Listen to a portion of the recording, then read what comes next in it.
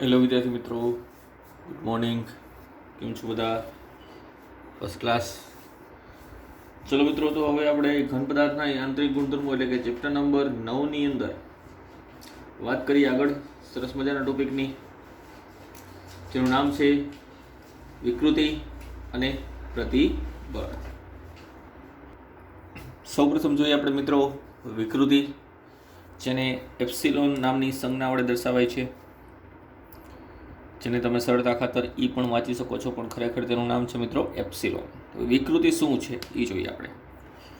મિત્રો, જ્યારે કોઈ પદાર્થ બાહ્ય બળની અસર હેઠળ હોય છે ત્યારે તેના પરિમાણમાં કાંઈક ને કાંઈક ફેરફાર થતો હોય છે.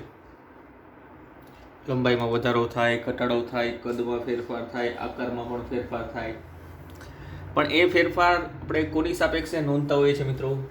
મૂળ ફેરફારની સાપેક્ષે નોંધતા હોય છે. કોની સાપેક્ષે? મૂળ પરિમાણની સાપેક્ષે, એટલે મૂળ લંબાઈ, મૂળ કદની સાપેક્ષે નોંધતા હોય છે. તો જ્યારે કોઈ પદાર્થ બાહ્ય બળની અસર હેઠળ હોય છે ત્યારે તેના પરિમાણમાં થતા ફેરફારને, વધારા ઘટાડાને શું કહેવાય છે મિત્રો? વિકૃતિ કહેવાય છે. પણ કોની સાપેક્ષે? મૂળ પરિમાણની સાપેક્ષે. તો સૌપ્રથમ સમજીએ વિકૃતિ એટલે શું. તો કે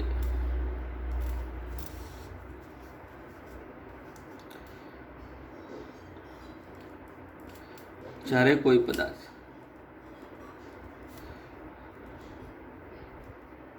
બાહ્ય બળ, અથવા તો આપણે એવું પણ લખી શકીએ વિરૂપક બળ ની અસર હેઠળ હોય ત્યારે તેના પરિમાણમાં થતા સાપેક્ષ ફેરફારને વિકૃતિ કહે છે. જ્યારે કોઈ પદાર્થ બાહ્ય બળ અથવા તો વિરૂપક બળની અસર હેઠળ હોય ત્યારે તેના પરિમાણમાં થતા ફેરફારને પણ સાપેક્ષ એટલે કે મૂળ લેશું આપણે, જેને મિત્રો એપ્સિલોન વડે દર્શાવાય છે. વ્યવહારમાં 3 પ્રકારની વિકૃતિ જે છે એ તમને વધારે જોવા મળતી હોય છે. તો વિકૃતિનો પ્રકાર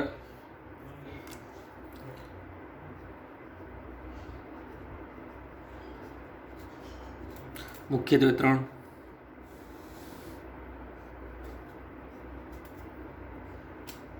એમાં એકનું નામ છે મિત્રો પ્રતાન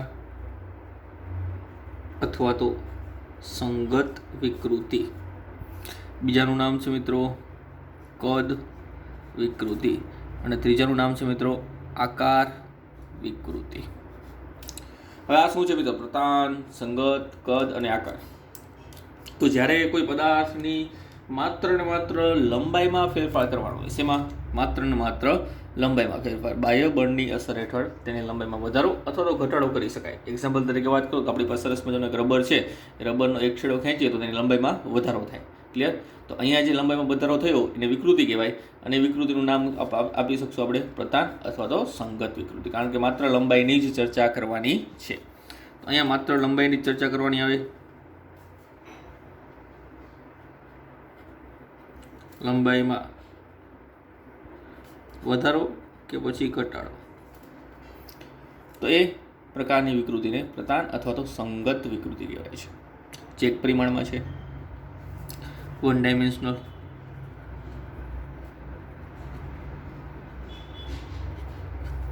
એવી જ રીતે મિત્રો દ્વિપરિમાણમાં ક્ષેત્રીય વિકૃતિ પણ આવે, પણ જે તમારે સિલેબસની અંદર નથી, તેની ચર્ચા પણ ડિટેલમાં તમને ક્યાંય આપેલી નથી.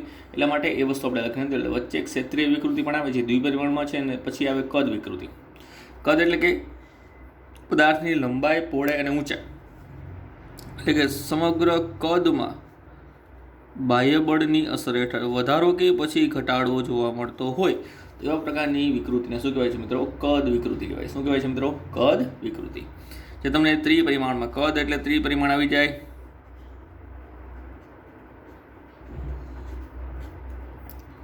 કદ એટલે શું આવી જાય? ત્રિપરિમાણમાં. એવી જ રીતે આકાર એ કોઈ પરિમાણની સાપેક્ષે નથી નોંધતા આપણે, પણ મિત્રો જ્યારે કોઈ પદાર્થ, ધારો કે આપણી પાસે સરસ મજાની એક પેન છે, ક્લિયર? અત્યારે આ પેન જે છે સીધી દેખાય છે, એક છેડો હું ફિક્સ કરી દઉં, આ છેડો ફિક્સ કરી દીધો છે, આ બાજુ હું બળ લગાડું, તો પેનના આકારમાં ફેરફાર થાય છે. સીધી દોરી જેવી હતી જગ્યાએ હવે આવો આકાર થઈ જાય છે. ક્લિયર? તો આકાર શું થઈ ગયો? બદલાઈ ગયો. પેન શું થઈ ગઈ? બેન્ડ થઈ ગઈ. તો એવા પ્રકારમાં જે વિકૃતિ જોવા મળે મિત્રો, એ વિકૃતિને શું કહેવાય છે? આકાર વિકૃતિ કહેવાય છે. શું કહેવાય છે? આકાર. એટલે આકારમાં પદાર્થના આકારમાં જો ફેરફાર કરવામાં આવે તો એવા પ્રકારની વિકૃતિને શું કહેવાય છે મિત્રો? આકાર વિકૃતિ કહેવાય છે. ક્લિયર? ચલો, તો હવે આ ત્રણેયને આપણે ડિટેલમાં જોઈએ. પહેલાં જોશું આપણે પ્રતાન અથવા તો સંગત વિકૃતિ. ઉદાહરણ સાથે સ્ટાર્ટ કરીએ મિત્રો. ધારો કે આ કોઈ એક દિવાલ છે. શું છે? દિવાલ અથવા તો દ્રઢ આધાર ગણી દો.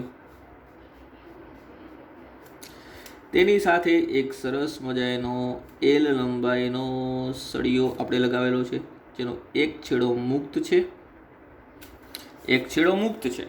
અને એક છેડો દિવાલ સાથે જડિત કરેલો છે, એટલે કે લગાવેલો છે. એની મૂળ લંબાઈ કેટલી છે મિત્રો? ધારો કે એલ છે. કેટલી છે મૂળ લંબાઈ? એલ છે. હાલમાં આના ઉપર લાગતું નેટ ફોર્સ, બાહ્ય બળ શૂન્ય છે. આપણે કોઈ પણ પ્રકારનું બાહ્ય બળ લગાડતા નથી, એટલે આ સળિયો વિરૂપક બળની અસર હેઠળ છે તેમ કહી શકાય નહીં. હવે ધારો કે મિત્રો સળિયાને આ બાજુથી, એટલે કે આ છેડાથી જમણી બાજુ ખેંચવામાં આવે. ધ્યાનથી જોજો મિત્રો, આ છેડાથી કઈ બાજુ ખેંચવાનું છે? જમણી બાજુ. તો તેની લંબાઈમાં વધારો જોવા મળશે. ચલો ટ્રાય કરીએ.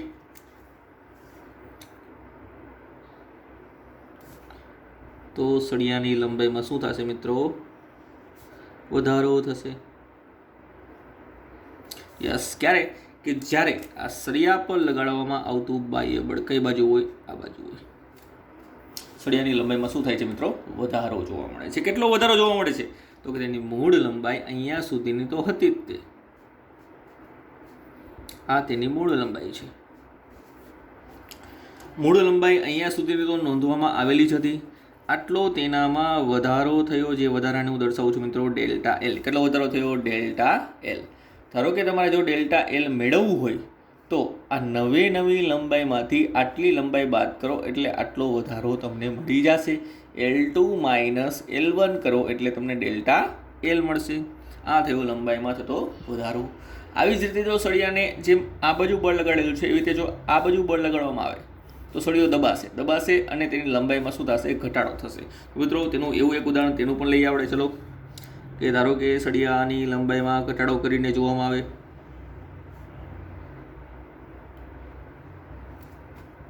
તો તેની લંબાઈમાં આટલો શું થશે?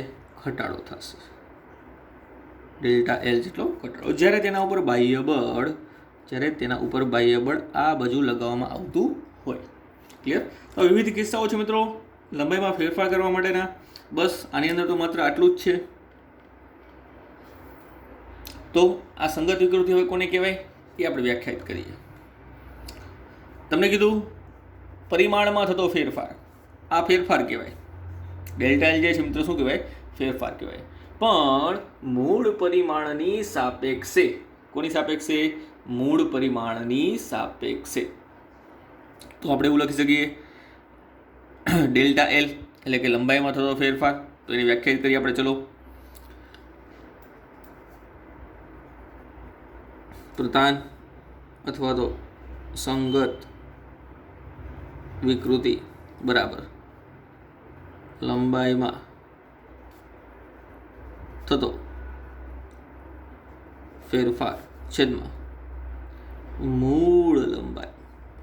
ફેરફાર લેવાનો પણ કોની સાપેક્ષે? મૂળ લંબાઈ. જેની સાપેક્ષે એ પદ ક્યાં આવશે મિત્રો? નીચે આવશે. ક્યાં આવશે?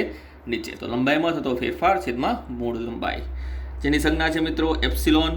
પણ લંબાઈ માટે હોવાથી આપણે યાદ રાખીશું એપ્સિલોન એલ. એલ ફોર લોન્જિટ્યુડનલ થાય. પ્રતાનનું ઇંગ્લિશ વર્ડ છે મિત્રો લોન્જિટ્યુડનલ. આપણે એવું યાદ રાખીશું કે લંબાઈ માટે એલ. ચીકો. લંબાઈમાં થતો ફેરફાર કેટલો છે? Delta L. મૂળ લંબાઈ કેટલી છે? એલ. તો આ જે સૂત્ર મળ્યું મિત્રો, આ સૂત્ર છે એ પ્રતાન અથવા તો સંગત વિકૃતિનું છે. કોનું છે? પ્રતાન અથવા તો સંગત વિકૃતિનું સૂત્ર છે. ક્લિયર? જો તમારે વિકૃતિ ટકામાં શોધવી હોય, એટલે કે પ્રતિશત વિકૃતિ શોધવી હોય ટકામાં, તો બંને બાજુ 100 વડે ગુણવાનું રહેશે. તો આપણે આવું લખી શકીએ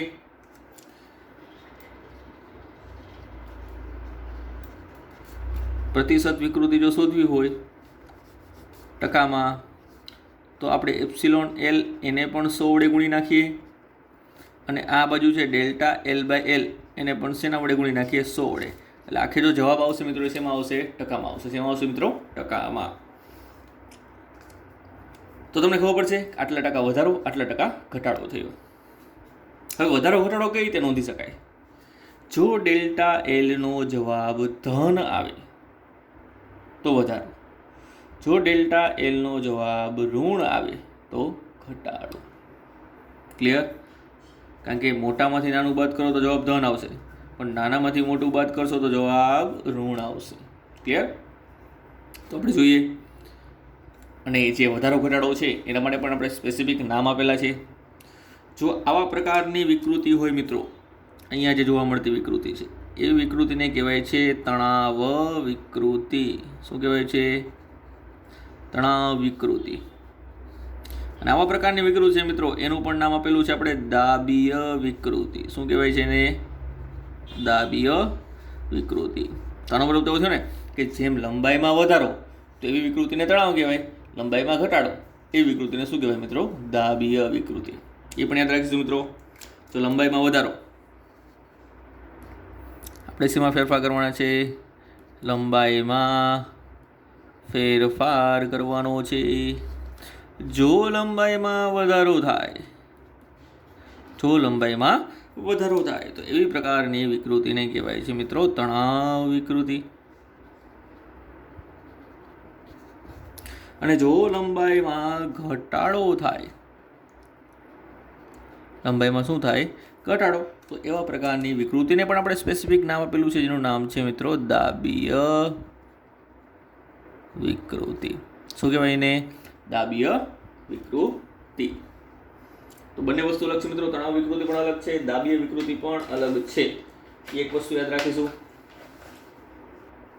પણ છે બંને લંબાઈ માટે જ. ક્લિયર?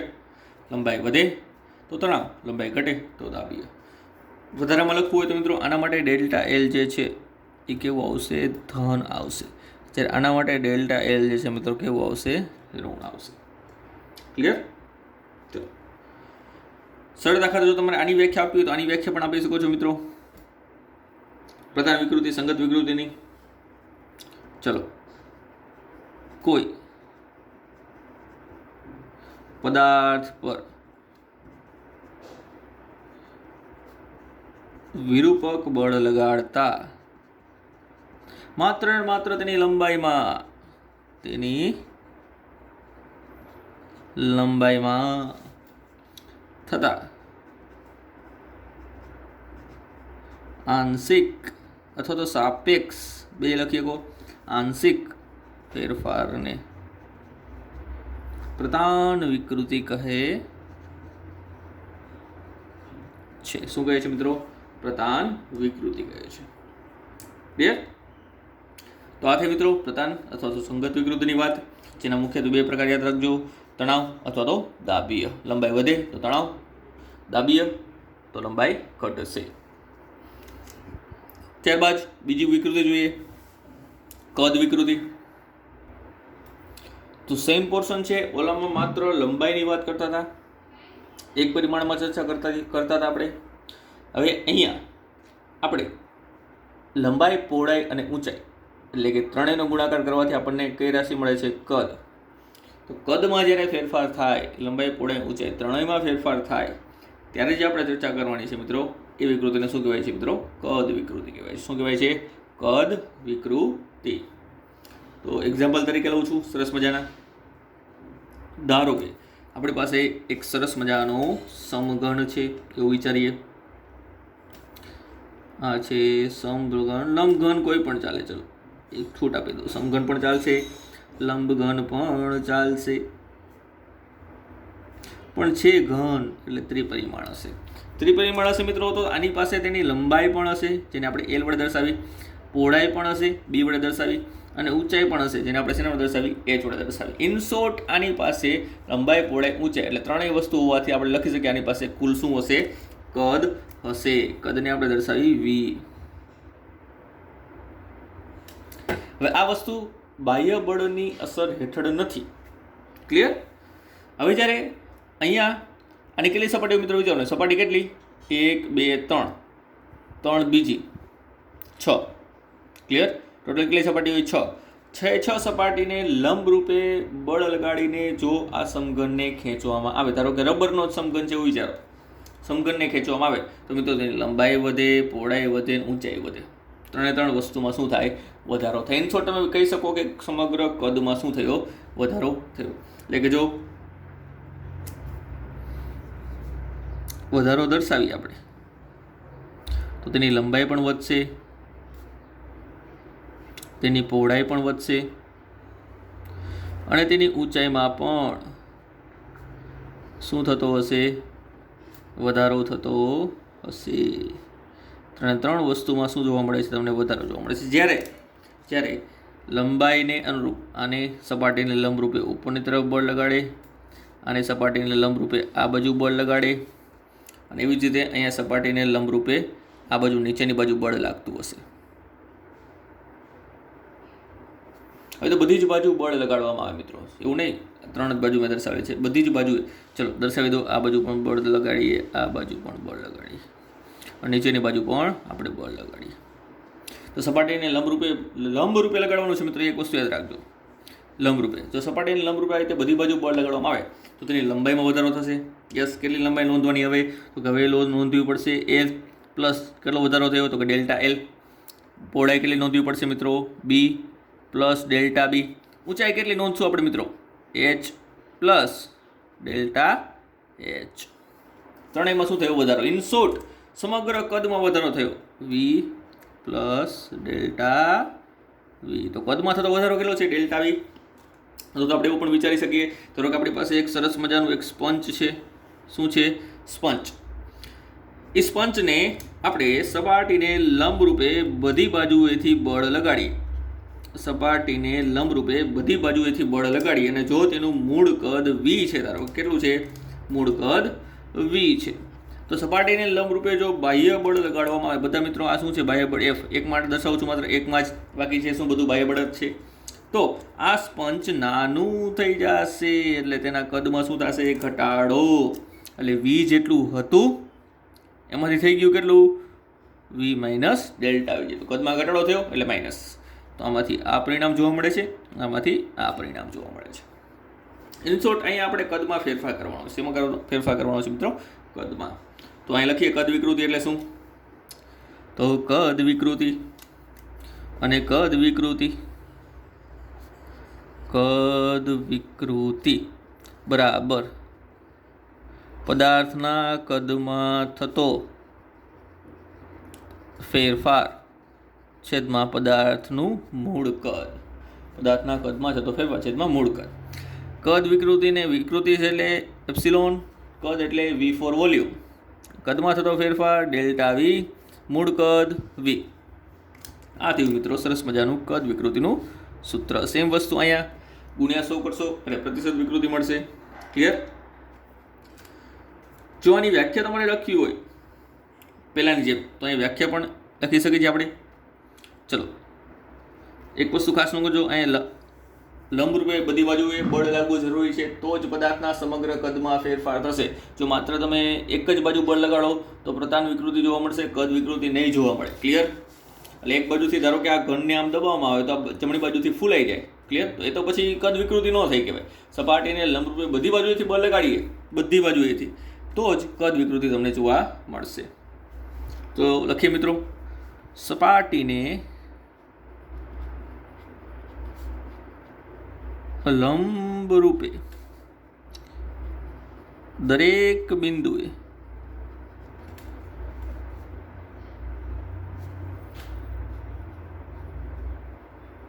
લંબરૂપે લાગતા વિરૂપક બળની અસર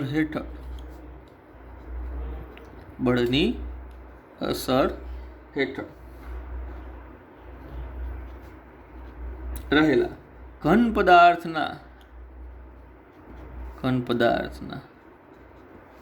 કદમાં થતા આંશિક ફેરફારને કદ વિકૃતિ કહે છે, કદ વિકૃતિ કહે છે. આ છે મિત્રો કદ વિકૃતિની વ્યાખ્યા સૂત્ર ઉપરથી જ અને સમગ્ર સમજણ ઉપરથી.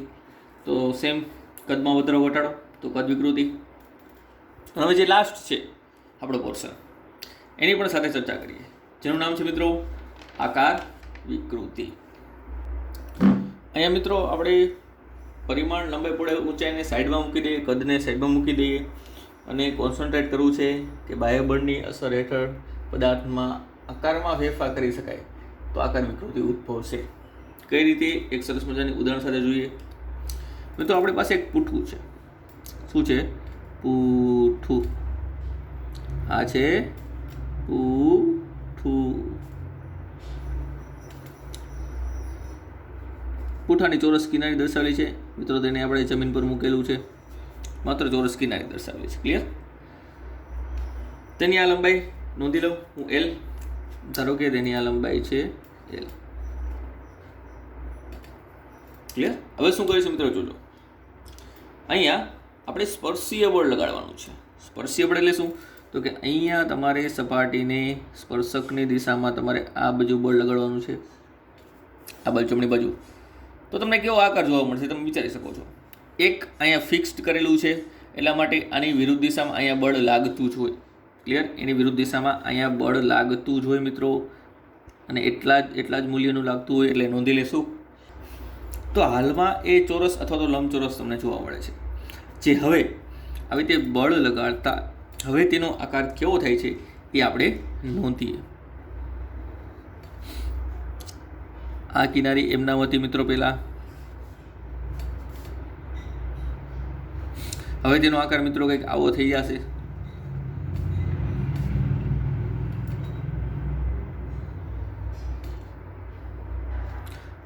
આ ભાગ તો ડગી નથી એકવાનો, કારણ કે આ કેવો છે? ફિક્સ છે. પણ ઘર્ષણના હિસાબે તે વિરુદ્ધ બાજુ બળ તો અનુભવતો જ હોય છે. ક્લિયર? તો અહીંયા જ્યારે બળ આ બાજુ લાગતું હોય છે આ રીતે, જેને આપણે ચોક્કસ નામ આપી દઈએ છીએ મિત્રો, જેનું નામ છે સ્પર્શીય બળ. કેમ? તો કે સપાટીને લંબરૂપે નથી લગાડતું, સપાટીને સ્પર્શકની દિશામાં લાગે છે, એટલા માટે આપણે લખી દઈએ છીએ સ્પર્શીય બળ. તો અહીંયા આકારમાં ફેરફાર થયો. ચોરસ અથવા લંબચોરસમાંથી શું બની ગયું? સમાંતર બાજુ ચતુષ્કોણ. તો અહીંયા વિકૃતિ મિત્રો કઈ રીતે મેઝરમેન્ટ કરી એ પણ આપણે શીખીશું. આ લંબાઈ એમના એમ હતી L નોંધી દઈએ. એનો સાઈડનો જે છેડો છે મિત્રો, આ સાઈડ જે છે એ કેટલું સ્થાનાંતર અનુભવે છે? તો કે આ સ્થાનાંતર જે છે અહીંયાથી અહીંયા સુધીનું છે. ધારો કે સ્થાનાંતર છે મિત્રો ડેલ્ટા એક્સ. કેટલું સ્થાનાંતર અનુભવે છે? Delta x. અને એને અનુરૂપ અહીંયા કંઈક ખૂણો પણ બને છે. યસ કે નો? તો કે યસ સર, અહીંયા ખૂણો પણ બને છે. તો એનો મતલબ એવો થયો ને કે જેમ સ્પર્શીય બળ વધારે લાગશે એમ સ્થાનાંતર વધુ થશે. સ્થાનાંતર વધુ થશે તો ખૂણો પણ વધારે મળશે. મૂળ ધારની સાપેક્ષે ખૂણાનું મૂલ્ય પણ કેવું થશે? વધશે. તો અહીંયા વિચાર આવ્યો કે આ વિકૃતિને આપણે ખૂણાની સાપેક્ષે દર્શાવીએ તો કઈ રીતે? ચલો જોઈએ. આ એક સરસ મજાનો નાનો કાટકોણ ત્રિકોણ છે. જુઓ, છે કાટકોણ ત્રિકોણ? યસ. આપણી પાસે ખૂણો છે. યસ. સામેની બાજુ ડેલ્ટા એક્સ, પાસેની બાજુ L. ચલો ને, તો સામેની બાજુ અને પાસેની બાજુ આવતું હોય એવું એક વિધેય ઉપાડીએ. તો મિત્રો હવે કદ વિકૃતિ જેને આપણે એપ્સિલોન થીટા વડે પણ દર્શાવી શકીએ. શેના વડે? એપ્સિલોન થીટા વડે. એને આપણે દર્શાવશું મિત્રો આ ટેન થીટાની સાપેક્ષે is equal two ten theta.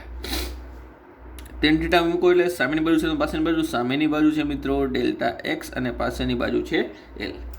તો અહીંયા કદ વિકૃતિનું આકાર વિકૃતિનું સૂત્ર મિત્રો આવું કંઈક બને છે. અહીંયા વધારો ઘટાડો તમે દર્શાવી શકશો નહીં, કારણ કે પદાર્થના આકારમાં ફેરફાર થાય છે, પરિમાણમાં ફેરફાર નથી થતો. ક્લિયર? પદાર્થના આકારમાં ફેરફાર થાય છે એટલા માટે મિત્રો કદ વિકૃતિનું સૂત્ર આવું પણ તમે બનાવી શકો છો. આમાં એક ખાસ કિસ્સો પણ છે. ધારો કે આ ખૂણો જે છે મિત્રો એ નાનો હોય. ખૂણો કેવો હોય? નાનો હોય. લખી દઈએ, વિસ્તૃત વાળા આઈડિયા આવશે. જો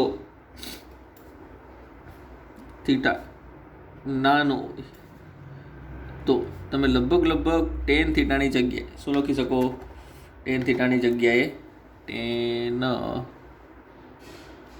થીટાની જગ્યાએ તમે લગભગ થીટા પણ લખી શકો. શું લખી શકો? થીટા. તો આ જ સૂત્ર બની જશે એપ્સિલોન થીટા બરાબર ખાલી theta is equal to delta x by L. તો આવું સૂત્ર પણ તમે ઉપયોગમાં લઈ શકો છો જ્યારે ખૂણો નાનો હોય ત્યારની ચર્ચા છે.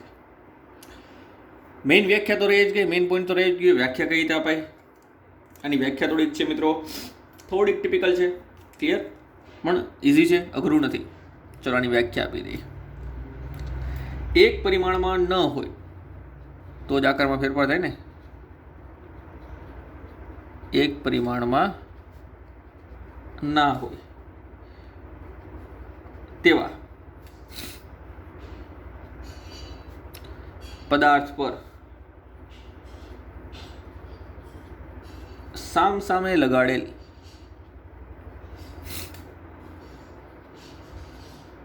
સ્પર્શીય બળને કારણે તેમની સપાટી વચ્ચે જે સાપેક્ષ સ્થાનાંતર, આ સાપેક્ષ સ્થાનાંતર કહેવાય ડેલ્ટા એક્સ, સાપેક્ષ સ્થાનાંતર થાય છે, જેના પરિણામે ઉદ્ભવતી વિકૃતિને આકાર વિકૃતિ કહે છે. શું કહે છે મિત્રો? આકાર વિકૃતિ. તો આની વ્યાખ્યા આ રીતે આપવાની છે મિત્રો. કોઈ પરિમાણ છે ને લંબાઈ પડે એવું છે એટલે આની વ્યાખ્યા આપણે આ રીતે આપીશું. તો આ થઈ મિત્રો આકાર વિકૃતિની વાત. તો 3 વિકૃતિ આવી. પેલી એવી પ્રતાન અથવા સંગત, બીજી એવી કદ અને ત્રીજી એવી આકાર. ક્લિયર? હવે નેક્સ્ટ પોઈન્ટ આવશે આપણો ભવિષ્યમાં પ્રતિબળ. તો જેટલી વિકૃતિ છે એટલા પ્રતિબળ છે. કેમ? તો કંઈ જાણીશું આપણે નેક્સ્ટ લેક્ચરમાં. તો મળીએ મિત્રો નેક્સ્ટ લેક્ચરની અંદર પ્રતિબળ સાથે.